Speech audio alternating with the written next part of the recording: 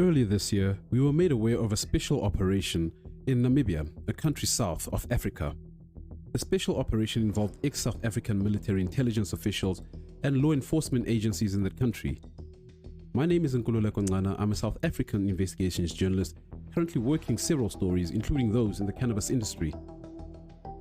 In this episode, we will present to our listeners two separate recordings of Mr. Willem van der Merwe. The one recording is of an official interview between Mr. van der Merwe and myself following the discovery of information that he may be involved in the dispute for missing money from investors who paid a staggering 3.5 million euros to his company, the Dasher Corporation, for a share in the multi-billion-dollar industry. The second recording is of a conversation between Mr. van der Merwe and a gentleman who confirms himself as Igor. This is a meeting that apparently took place in Zurich last year around November 22-23. The date is still up there, but that's when it took place. This has been confirmed by Mr. Willem van der Merwe himself. We will play segments of these recordings, for our audience to make up their own minds on where the truth lies with everything that Mr. van der Merwe has said in both recordings. You'll ask yourself, why are we doing this? Now, Mr. van der Merwe happens to be the former CEO of Juicy Fields. This is the fact. And this is despite his insistence that he had a so-called limited role in the company and no control over financial instruments of the e-cannabis growing platform that is currently under massive investigation internationally for missing money amounting to hundreds of millions of euros, with some saying this could well be into the billions. Mr. van der Merwe mentioned the figure of 2 billion that he had heard of. And this money is money that was invested by thousands and hundreds of thousands of investors, who have now lost out on this investment. Mr. van der Merwe told me about this very meeting in Zurich, and he mentioned that the gentleman had initially introduced himself as Anders. He then confirmed himself as Igor. This is what Mr. van der Merwe has said.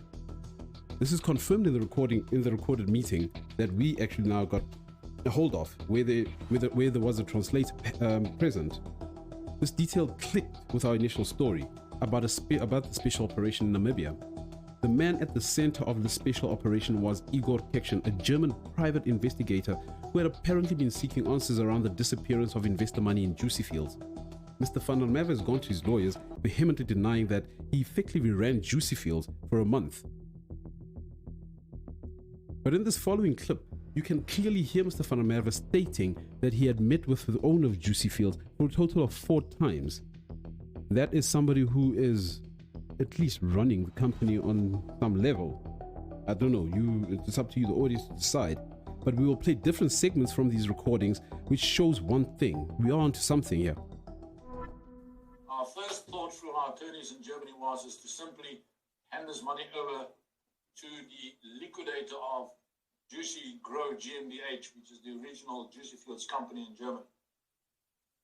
Speaking with the prosecutor's office in Berlin, she advised our attorneys that it is better under German law that the court appoint similar to a fiduciary account, if you wish. They've got some fancy German name for it. What they do is essentially the German courts appoint a person by court to oversee the money in an account until they can finish the investigation as to the source of the funding, which is what we have done now. So the bottom line is we have received this money. The money could never be verified or clarified as to its source. The Bodysoft company just went completely off the map. So nobody seems to know how and when to get a hold of them. And then suddenly we started getting additional harassment from forces that claim that they are representing Juicy Fields and the Russians behind Juicy Fields. And this includes your friend Igor. He's not my friend, mate. I mean that metaphorically. Okay. So the first time that we were exposed, or I was exposed to this Anders guy, which ended up being this Igor guy, is when he walked into a meeting that I had in Switzerland where I have offices. He didn't come to our offices, he came to the meeting venue itself. walked in there and he made a demand that we must pay this money back to him because his bosses do not want to see this money in the hands of the authorities. In the official interview with myself, Mr. van der Merwe said his company was in cooperation with German authorities, and this is in relation to missing money, and this is particularly on the Dasher Corporation 3.5 million euro investment. Mr. van der Merwe, he stated himself that he had handed over that money to German authorities and that he didn't have possession of it. But now, in this meeting where he met this gentleman who we now know is Igor Kekshin, he says that that money is in treasury. He mentions a figure of 3.4 million euros and not 3.5 million euros that we have seen as as the money in the contract between his company SDR Corporation and a company called Buttisoft. Take a listen. I met him once in Switzerland, where he walked in on a meeting that I was in and confronting me with the business dealings that I had with Juicy Fields. Okay. So the long and the short is I know what it looks like, if it is indeed the same person, because I took that information straight back to the authorities in Germany, who confirmed, the lead investigator in Germany confirmed that this is the person. At the time, he introduced himself under the Swedish name of Anders, like the Afrikaans word Anders, A-N-D-E-R-S. Okay.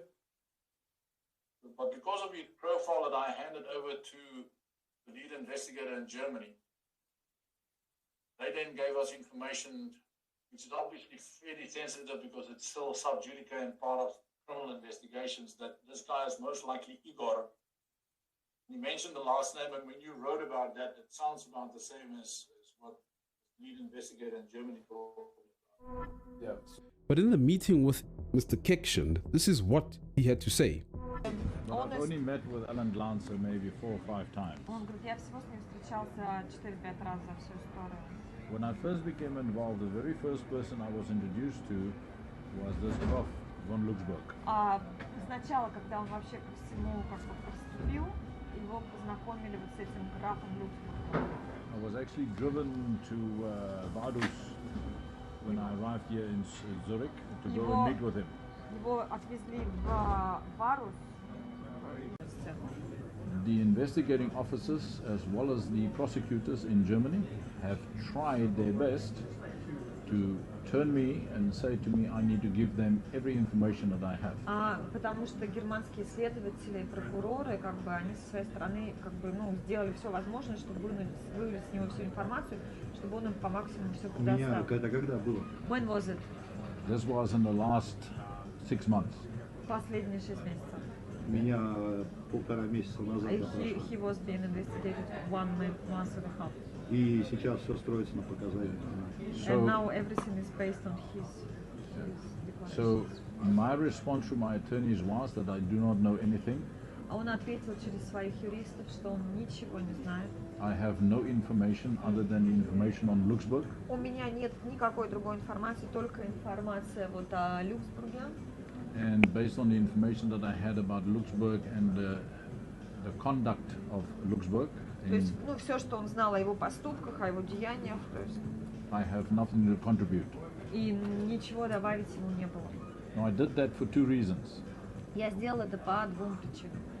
First of all, when there's a criminal investigation, they are trying to implicate as many people, even people that is innocent, in the investigation. В первую очередь, как бы, вот это расследование, оно пытается охватить как можно большее количество людей, даже те, которые вообще как бы не имеют отношения, не виновны 100%, но их пытаются привлечь. Second reason I did not want to cooperate with them. Второй причине, почему я вообще с ними не хочу сотрудничать. Because I truly did not have any access to any accounts of Juicy Fields. I've never accommodated any investments from Juicy Fields. I had nothing to do with the Juicy Fields business. Mr. van der Merwe told me that he was cooperating with law enforcement authorities related to the missing 3.5 million investment made to his company. Since we started this investigation, a lot of information continues to come our way, and we are looking at all of it. In this coming week, we will present information that suggests that Mr. Farnhammer knows more than what he would like us to believe. We will present documents and money flows which, when questioned with one transaction, he in fact told us that what happened in his company was none of anybody's business. Okay. Now the problem with this is that I was specifically asking him about payments amounting to over 1 million euros that were made to somebody who we now believe to be his wife. We will carefully unpack these payments as part of the money flows that have come to our attention in the coming episodes. We have also found the contact details of who we believe to be Mr. Igor Kekshan.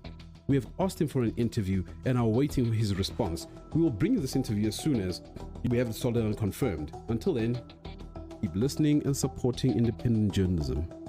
Cheers.